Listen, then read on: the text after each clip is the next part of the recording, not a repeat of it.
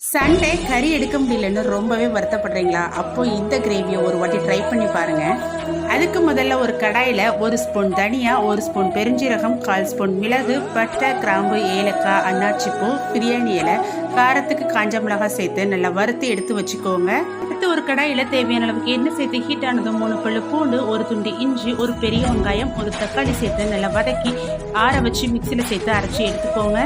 அடுத்து ஒரு கடாயில எண்ணெயும் பட்டரும் சேர்த்து பன்னீரை நல்லா பொரிச்சு எடுத்துக்கோங்க.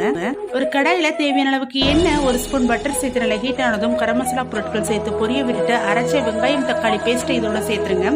1/4 ஸ்பூன் காஷ்மீரி மிளகாய்த்தூள், வறுத்து அரைச்ச மசாலா, தேவையான அளவுக்கு உப்பு, தண்ணி சேர்த்து நல்லா கொதிக்க விட்டுருங்க. ஃப்ரை பண்ண பன்னீரை இதோட சேர்த்து நல்லா கொதிக்க விட்டுட்டு கடைசியாக கொத்தமல்லி தலைகளை தூவி இறக்குனீங்கன்னா டேஸ்டியான கடாய் பன்னீர் ரெடி. இட்லி சப்பாத்தியோட சாப்பிடும்போது டேஸ்ட் வேற லெவலில் இருக்கும். வீடியோஸ் பிடிச்சிருந்துச்சுன்னா சப்ஸ்கிரைப் பண்ணுங்க.